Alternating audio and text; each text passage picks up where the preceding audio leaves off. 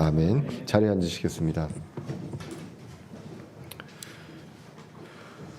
오늘은 로마서 3장 9절에서 20절 말씀을 통해서 율법을 통해 알게 되는 것, 율법을 통해 알게 되는 것이라는 제목으로 말씀을 살펴보고자 합니다.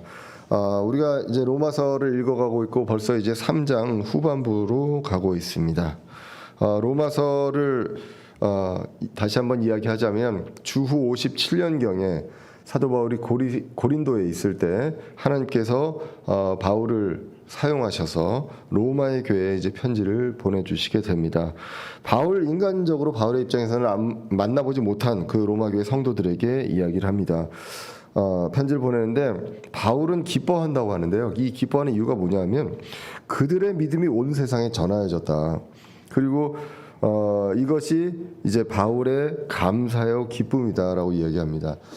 참 저와 여러분들이 감사하는 경우 어떻습니까? 저는 가끔 가다가 생각하지 못하는 금액이 저기 통장에 탁 뜰 때 감사하고 그 눈앞에 있는 이런 것들로 감사할 수밖에 없는 인간입니다. 그런데 우리가 그리스도 안에서 자라가고 장성한 분량에 이르면 감사의 코드가 달라지고 기쁨의 코드가 달라지는 것을 볼 수가 있습니다.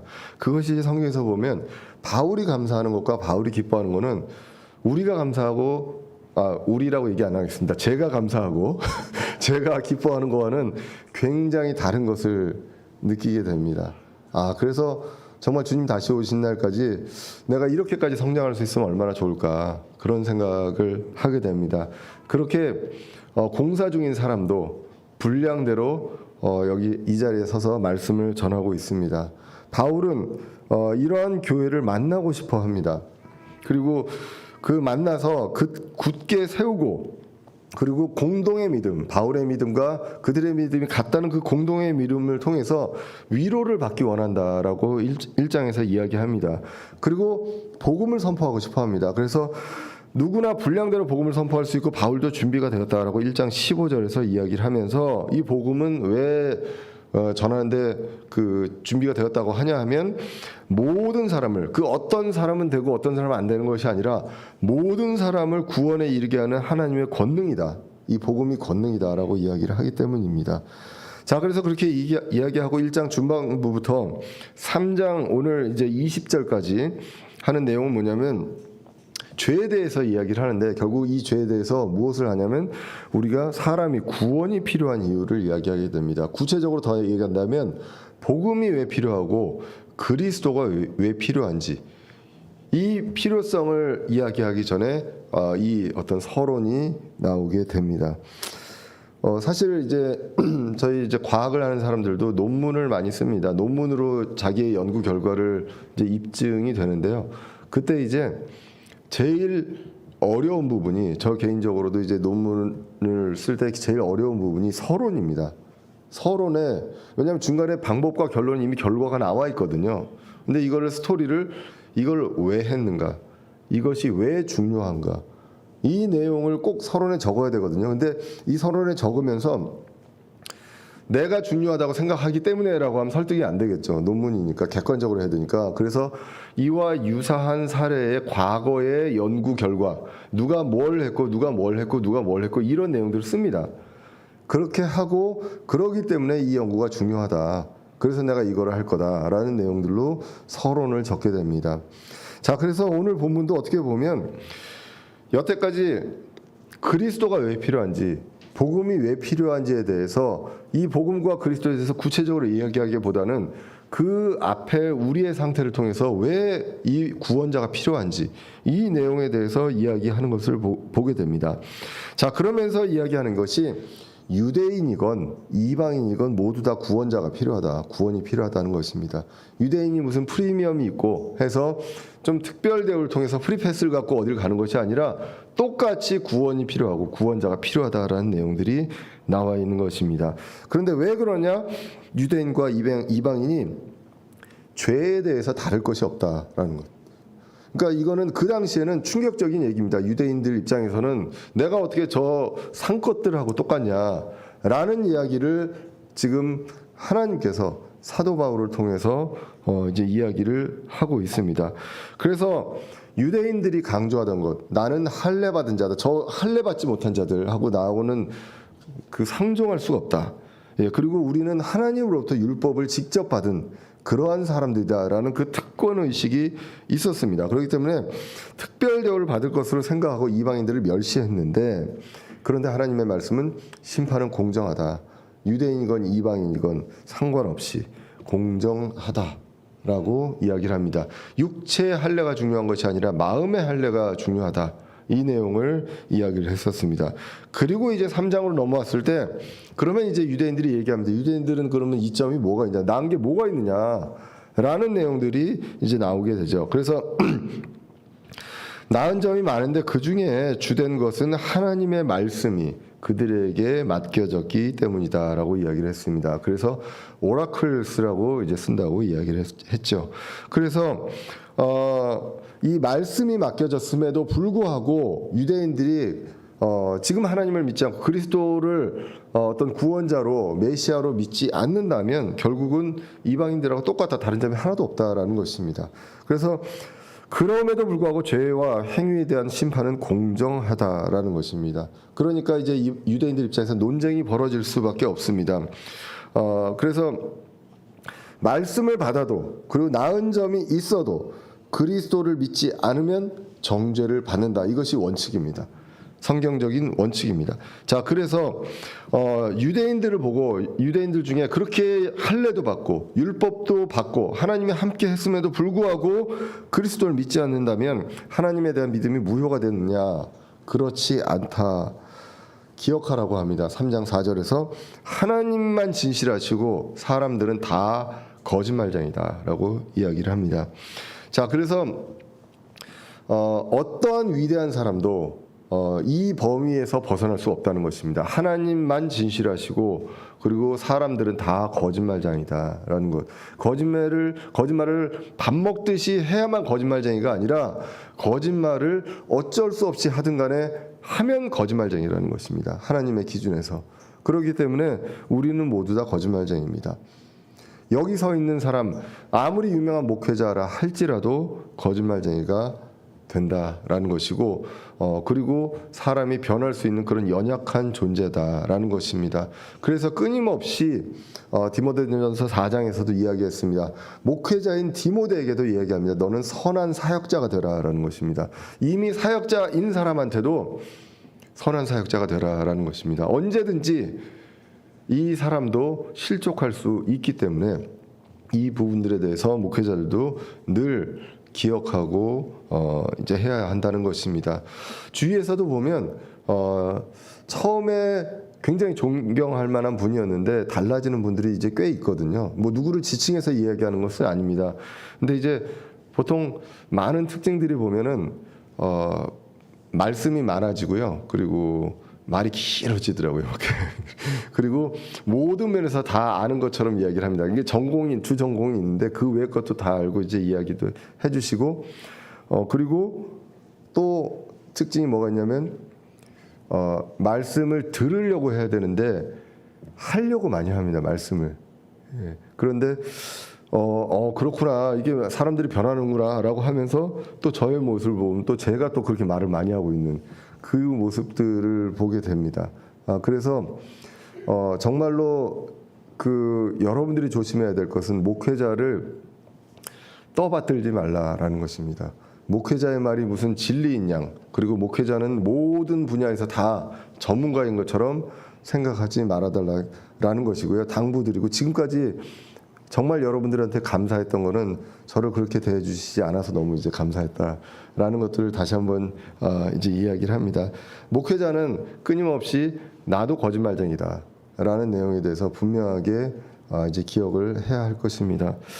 그래서 이제 몇 번 말씀을 드렸지만 제가 이제 말씀을 전하면서 되도록이면 어떤 예화를 들지 않으려고 하고, 만약에 예화를 들려고 해도 제 흑역사를 얘기를 하려고 합니다. 그리고 되도록이면 제 개인적인 생각을 넣으려고 하는 빼려고 좀 노력을 합니다. 그러다 보니까 굉장히 말씀이 딱딱하다는 지적을 외부로부터 많이 받습니다. 여러분들 말고요. 외부로부터 많이 받기도 하고요. 그리고 강해 설교를 하게 됩니다. 강해 설교를 하는 이유는 제가 이번 주에 하나님께서 어떠한 설교를 해라라고 저한테 알려주시면 좋겠지만 한 번도 그런 적이 없으시거든요. 그래서 그러면 내 생각대로 내 의도를 가지고 어떤 제목을 정해가지고 할 수밖에 없죠. 근데 뭐 다른 목회자들은 그런 부분들에 대해서 어떤 하나님과의 어떤 관계를 통해서 그런 것들을 얻는 것 같아요. 근데 저는 그렇지 못하기 때문에 제일 안전한 방법이, 내 의도를 빼고 제일 안전한 방법이 강해 설교다. 처음부터 그냥 쭉 그냥 읽어가는 것입니다. 그런데 정말 감사한 거는 뭐 여러분들도 많이 느꼈을 것입니다. 한 주간 고민했던 내용들, 저거를 목사님 어떻게 알고 이 말씀을 하시지라고 할 정도의 일들이 정말로 많이 있었습니다. 그것들을 여러분들이 많이 개인적으로도 저한테 얘기해 주시거든요. 그래서 그런 것들을 보면 부족하지만 이 말씀을 이렇게 봄을 통해서도 하나님께서 하나님의 권능이 나타나시는구나라는 것들을 보게 됩니다. 그래서 사람은 다 거짓말쟁이이기 때문에 사람을 의지하지 마시고 내 지식을 의지하지 마시고 내가 얼마나 많이 알았다라는 것들을 의지하는 것이 아니라 우리는 하나님만 진실하시다, 이 생각을 해야 한다는 것입니다. 그렇게 봤을 때 이제 유대인들은 궤변을 하게 됩니다. 아니 그러면 우리가 그렇게 좋다, 그러면 똑같은 대접을 받으려면 그래도 우리는 이 하나님의 역사를 통해서 우리가 그렇게 함으로 해서 하나님의 의의가 드러나지 않았느냐라는 이야기를 하게 되고, 그러면 결국 내가 하나님의 의의를 위해서 내가 죄를 짓자, 뭐 그래도 되는 거 아니냐, 이러한 내용들이 지금 나오고 그러한 것들로 바울을 비방하고 모략했다라는 내용이 이제 8절까지 나오게 됩니다. 그런데 그렇지 않다. 그들은 정죄를 받는 것이 옳다라고 이야기를 하죠. 수단과 방법을 가리지 않고 결과만 좋으면 된다. 그렇지 않다라는 것이 이제 8절까지 나오게 됩니다. 그래서 이제 8절까지는 이제 어떻게 보면 구체적으로 이방인들이 어떠한 죄를 지었기 때문에 어떻게 심판에 이르게 되고, 또 유대인들은 다르지 않고 이렇다라는 내용, 똑같이 공정하게 심판을 받는다라는 내용이 나오고, 오늘 9절부터 시작해서 지금까지의 논쟁에 대해서 결론을 맺게 됩니다. 결론이 뭐냐? 모두 다 죄인이라는 것입니다. 그래서 9절부터 얘기하는 내용들은 그 전까지를 정리를 하고요. 유대인이건 이방인이건 다른 점이 없이 모두가 죄인이고, 그리고 이제는 전 인류의 관점에서 모두가 죄인이고, 그리고 개개인의 관점에서 우리의 우리 육체가 그렇다 원래, 그 내용들이 이제 나오게 됩니다. 그래서 이제 유대인과 이방인의 이 논쟁에 대한 결론을 3장 9절에서 이야기합니다. 그러면 어떠냐? 우리는 그들보다 나으냐? 여기서 우리는 유대인이고 그들은 이방인입니다. 그래서 바울을 포함한 유대인이 이방인들보다 나으냐? 그렇지 않다. 우리는 앞에서, 그러니까 이 3장 9절 이전에서 우리는 앞에서 유대인과 이방인들을 검증하여 그들이 다 죄 아래 있음을 입증하였느니라라고 이야기합니다. 이방인들은 하나님을 믿지 않고 하나님을 알만한 것이 그들 안에 있음에도 불구하고 불어 믿지 않고 자신만의 길들을 갔습니다. 그리고 유대인들은 율법과 할례를 더 중요시 생각하는 그러한 오류를 범했습니다. 그래서 모두 다 죄의 길로 갈 수밖에 없었다. 그래서 이방인들이 1장에 나왔다면 2장에서 유대인들도 죄 아래에 있다라는 내용이 이제 2장에 나와 있었던 것을 이제 보게 됩니다. 그래서 지금까지의 말씀을 통해서, 지금까지 하나님이 바울을 통해서 기록한 그것을 통해서 입증하였다. 모두 죄 아래에 있고 빠져 있다. 그렇기 때문에 구원이 필요하다. 건지심이 이제 필요하다라는 내용이 이제 나오게 됩니다. 자, 그래서 지금까지는 이런 식으로 이제 입증을 했다면, 이제는 그 유대인과 이방인들이 이제 율법을 통해서 알게 되는 것들, 그리고 그 죄에 대한 부분들을 어떻게 입증하냐 하면 성경을 통해서 입증합니다. 구약 성경을 통해, 이미 기록된 구약 성경을 통해서 기록합니다. 아까 서론에서 이야기했던 것처럼, 논문의 서론 부분에서 이야기했던 것처럼 객관적으로 이미 기록된 부분들, 그 사실을 통해서 이제 이야기를 합니다. 그래서 오늘 3장 10절에 이것은 기록된 바로 시작이 됩니다. 기록된 바로 시작이 된다는 것은 이미 구약 성경에서 기록된 내용을 살펴보겠다라는 내용입니다. 그래서 기록된 바로 시작된 그 말씀이 어디서 끝나냐면 18절에서 끝납니다. 함과 같으니라. 예, 여기서 이제 끝난다는 것입니다. 자, 그래서 이제 기록된 바로 시작되는데 3장 10절을 보시면 이것은 기록된 바 의로운 자는 없나니 단 한 사람도 없으며. 자, 앞에서는 하나님만 진실하시고 사람 모두 거짓말쟁이라고 했습니다. 그리고 오늘 본문에서 기록된 바 의로운 자는 없나니 단 한 사람도 없다라고 구약 성경에서 기록되어 있다라는 것입니다. 그리고 우리는 이 말씀만 가지고도 굉장히 유명한 말씀을 알고 있습니다. 의인은 단 한 사람도 없다라고 성경이 이야기를 했었습니다. 자, 그래서 이 내용은 시편 14편 1절에 나오게 됩니다. 시편 14편 1절에 보시면 다윗의 시입니다. 그래서 어리석은 자가 마음속에 이르기를 하나님은 없다 하였도다. 그들은 부패하여 가증한 일들을 행하였으니 선을 행하는 자가 하나도 없더라라고 이야기를 합니다. 그래서 이 선을 행하는 그 의로운 자가 단 한 사람도 없다라고 이야기를 합니다. 사람의 생각하는 그 기준에 의의가 있습니다. 내가 이 정도 살면 그래도 이 정도만 살면 그래도 크리스찬으로서 괜찮지 않냐. 이 정도만 살면 하나님께서 그래도 받아주실 만하지 않냐라는 우리만의 기준이 있을 수 있는데 성경은 우리만의 그 의의 기준을 뭐라고 하는지 아십니까? 우리만의 그 의의 기준을 누더기라고 합니다. 이사야서 64장 5절에 보시면 나옵니다. 주께서는 기뻐하며 의를 행하는 자와 주의 길들에서 주를 기억하는 자를 만나시거늘 보소서 우리가 죄를 지었으므로 주께서 진노하셨사오나 주의 길들이 지속됨으로 우리가 구원을 받으리이다. 그리고 이제 이사야서 64장 6절에 보면 이렇게 나옵니다. 그러나 우리는 다 부정한 물건 같고 우리 자체가 다 부정한 물건이라는 것입니다. 우리 육체 자체가 부정한 물건이고 우리의 모든 의는 더러운 누더기 같으며 우리는 다 잎사귀 같이 시들므로 우리의 불법들이 바람같이 우리를 몰아갔나이다 라고 이야기합니다. 우리 자체가 부정한 물건이고 우리의 모든 의는 더러운 누더기 같다. 하나님의 기준으로 봤을 때 누더기다라는 것입니다.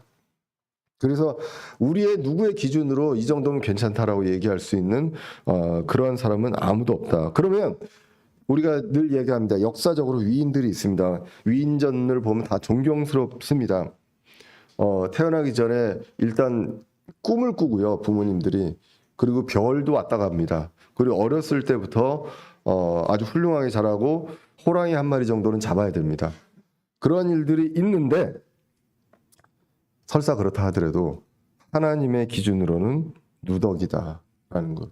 그것을 성경이 이야기를 합니다. 성경에 있는 위대한 인물들도 마찬가지입니다. 그들이 의가 있다 하더라도 하나님을 믿어서 의에 이르지 않는다면 그 행위로 받는 그 의의 기준은 누더기다라고 이야기를 합니다. 그러면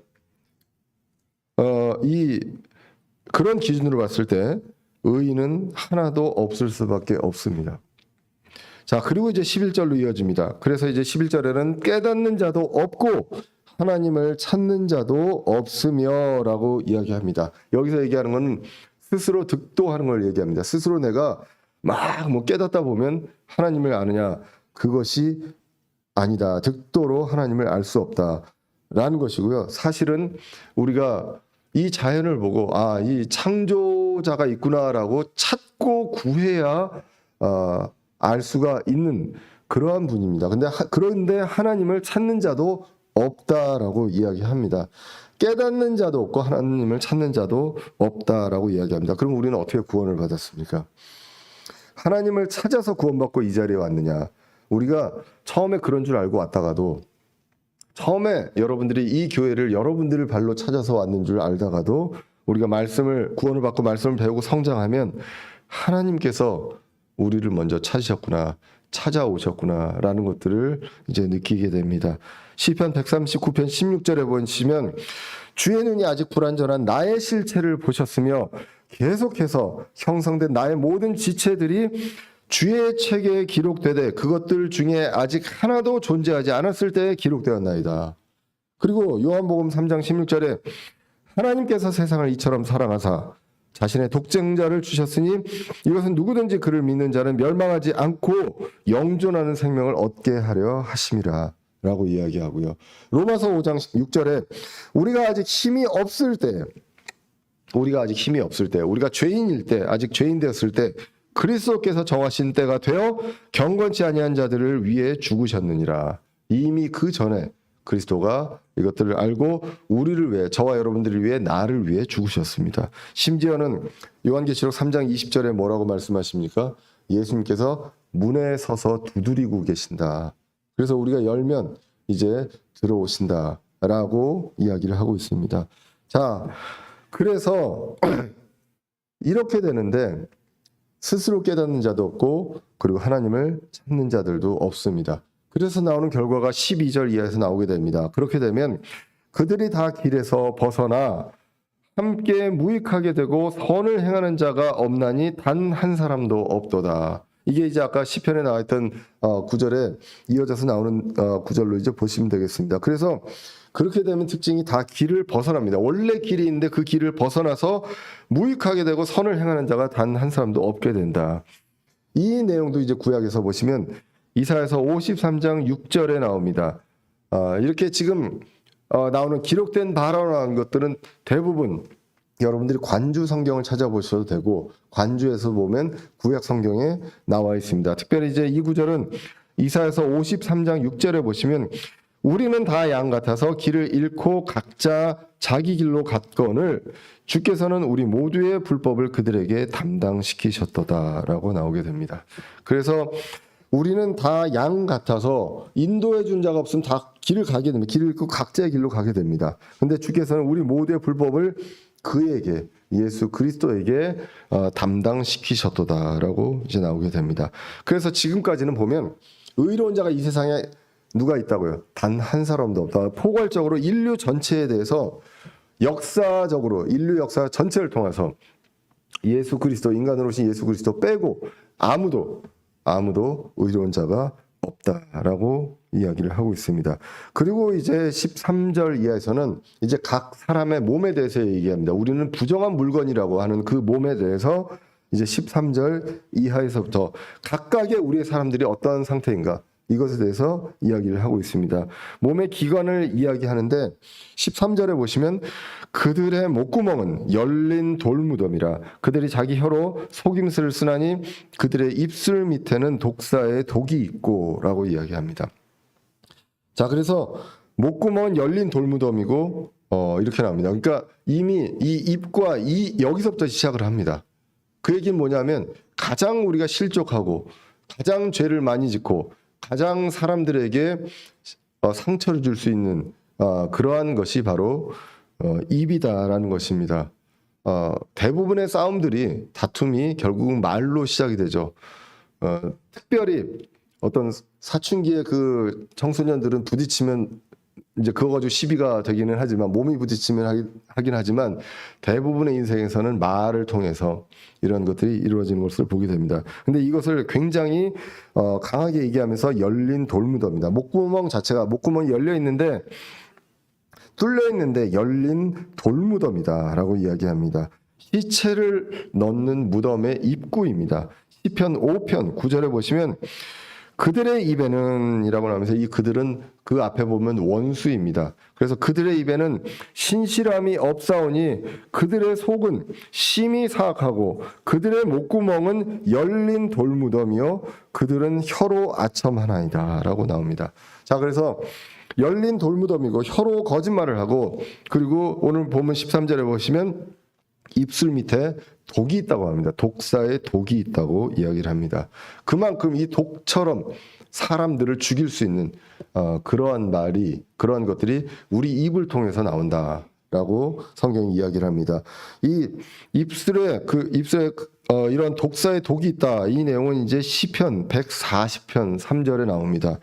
뱀같이 자기 혀를 날카롭게 하였사오니 그들의 입술 밑에는 독사에 독이 있나이다라고 이야기를 하고 있습니다.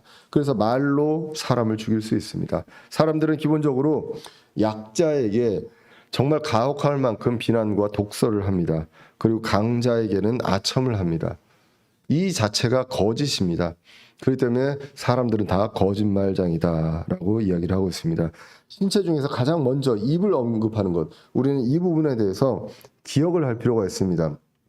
이미 우리는 구원받은 사람들입니다. 지금 여기는 구원받기 전에 이 죄인에 대한 내용들을 이야기하지만 우리의 몸은 구원은 받았지만 어떤 대단한 수준에 올라간 게 아니기 때문에 아직까지도 그 죄의 그 본성이 있기 때문에 이러한 것들이 내가 마음만 먹으면 이러한 것들이 나올 수 있다라는 것입니다. 그래서 마태복음 15장 11절에 보시면 입에서 나오는 것이 사람을 더럽게 한다라고 합니다. 그리고 로마서 오늘 본문 뒤를 보시면 이 입에서 나오는 것들에 대해서 이야기하면서 이렇게 이야기하죠. 그들의 입은 저주와 쓴 것으로 가득하며 라고 이야기합니다. 우리의 입에서 나오는 것이 칭찬과 세워주는 말이 나오는 것이 아니라 저주와 쓴 것으로 나온다. 이것이 보통 하나님을 떠난 그 인간의 자연스러운 내용이다라는 것입니다. 우리도 그럴 수 있다라는 것, 그것을 우리는 분명히 기억을 할 필요가 있습니다. 자, 그래서 저주와 쓴 것으로 되어 있다. 이것도 이제 시편 7절에 나옵니다. 그의 입은 저주와 속임과 사기로 가득하며 그의 혀 밑에는 해악과 헛됨이 있나이다라는 것. 그래서 다시 한번 말씀드리지만 크리스찬은 정말 말 조심하셔야 됩니다. 우리가 독설이라든가 지적질 이런 것보다 세워주는 말을 할 수 있고 살리는 말을 해야 한다는 것이죠. 죽이는 말이 아니라 살리는 말을 하는 것이 바로 크리스찬의 의무입니다. 자, 그래서 로마서 14장 19절에도 그러므로 우리가 화평을 이루는 일들과 서로를 세워주는 데 필요한 일들을 따를지니라 라고 합니다. 화평을 이루어야 되고 서로를 세워주는 일, 이것이 바로 에디파이입니다. 에디파이, 우리가 세워준다라는 말을 에디파이라고 한다고 했습니다. 서로 건설해서 같이 집을 짓고 건설해서 그 건물을 짓는 그러한 뜻이 있다고 말씀을 드렸습니다. 그래서 우리가 정말 기억해야 될 것, 우리가 성장하면서 기억해야 되는 걸 말과 인사가 있습니다. 말을 할 때도 우리가 기쁘게 서로를 세워주면서 하게 되고 되도록이면 들어주고, 그리고 인사를 통해서도 우리가 굉장히 기쁜, 내가 당신을 반가워한다라는 것들을 진심으로 드러낼 수가 있습니다. 이러한 것들이 우리가 크리스찬으로 성장하면서 달라지는 그런 점이라고 이제 볼 수가 있죠. 우리 대학교 교수들끼리 하는 얘기입니다. 그냥 믿는 사람 안 믿는 사람 떠나서요. 이제 특정 대학을 지칭해서 그렇지만 이제 한동대학교를 이야기하면서 예전부터 제가 예전에 우리 아이들이 이제 다니기 전에도 이제 그런 얘기를 들었던 게 뭐냐면, 교수님들이 거기 가서 뭐 회의나 이런 것들 가면은 제일 먼저 느끼는 게 뭐라고 그러냐면, 특이한 게 느끼는 게 학생들이 자기를 모르는데 인사를 한대요. 그냥 길거리에서, 그리고 캠퍼스에서 만나는데 인사를 한답니다. 근데 보통 저희 학교에서요, 우리 과 학생 아니면 저한테 인사 안 하거든요. 그런데 거기는 모든 학생이 어른이면 교수님이건 누구건 간에 아는 사람이건 모르는 사람이건 인사를 한답니다. 어떻게 해서 그런 분위기가 난지는 저는 모르겠습니다. 근데 크리스찬이라면 우리가 그러한 것들, 우리 교회에 이제 오시는 분들도 있고 새로 오시는 분들도 있고 어색할 때 우리가 해야 될 것들이 무엇이냐, 그 어색한 것들 친근하게 우리가 받아주고 인사하고, 그리고 밖에 나가서도 대전은혜 침례교회 성도들은 어디 가서든지 세워주는 말을 하고 인사하고 즐겁게 그 사람이 있음으로 인해서 그 분위기가 좋아지고, 이렇게 되는 것이 이제 성장해가는 단계에서 나타날 수 있는 것이 아닌가. 오늘 본문을 통해서 그런 것들을 느낍니다. 왜냐하면 입이 먼저 나오기 때문에.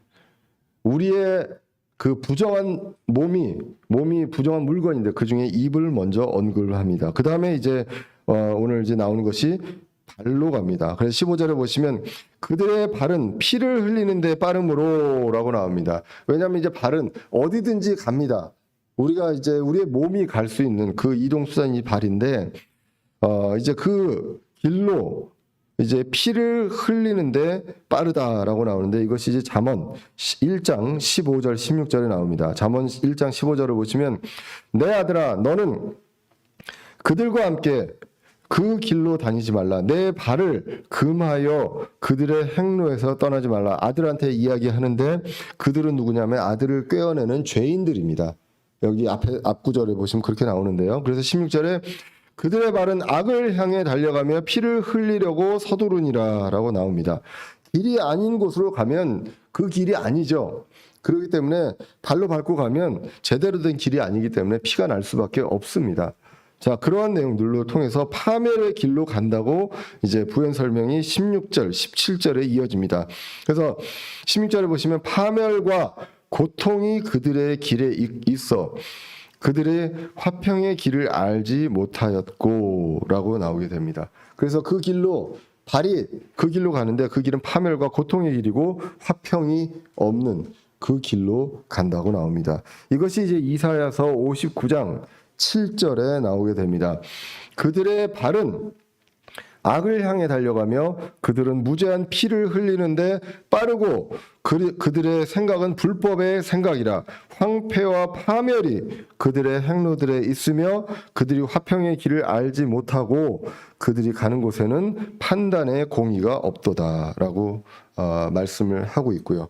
그래서 이제 18절 이제 마지막으로 가게 됩니다. 18절에 가서 보시면 하나님을 두려워하지 않는다고 합니다. 그래서 그들의 눈앞에는 하나님을 두려움이 없느니라 함과 같으니라 라고 해서 이 구약에서 악인들 죄인들에 대한 내용들을 했을 때 언급했던 그 구체적인 내용들을 다시 언급을 하면서 이렇다.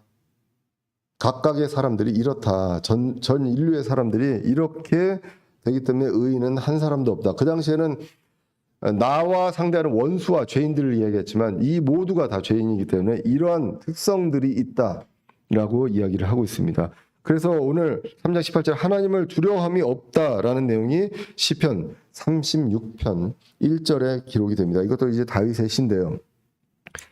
사악한 자의 범법이 내 마음속에 이르기를 그의 눈앞에는 하나님을 두려움이 없다 하나니 그는 자기 불법이 미운 것으로 드러날 때까지 자기 눈에서 스스로 울줄대는도다라고 이야기합니다. 그러니까 자신의 불법이 안 드러날 줄 알기 때문에 하나님을 두려워하지 않습니다.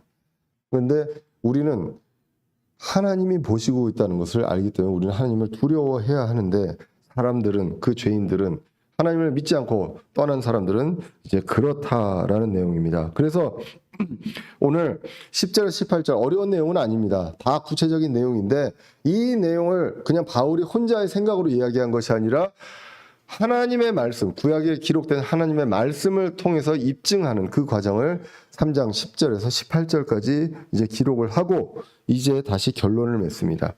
19절에서 이제 결론을 맺습니다. 19절에 보시면 이제 우리가 알거니와 율법이 어떤 것들을 말하든지 그것은 율법 아래 있는 자들에게 말하나니 이것은 모든 입을 막아 온 세상이 하나님 앞에서 유죄가 되게 하려 함이라라고 말씀합니다. 그래서 율법은 율법 아래에 있는 자들에게 말한다. 율법이란 것은 죄냐 아니냐를 이야기해 주는데 그 율법 아래에 있는 율법에 속해 있는 그 사람들에게 그 이야기를 말한다라고 합니다. 뭐라고 얘기하냐? 유죄이다라고 이야기를 한다는 것입니다. 그러면 유대인뿐이냐? 그렇지 않고 이방인도 로마서 2장 15절에서 기록이 되어 있었습니다. 양심의 율법이 있습니다.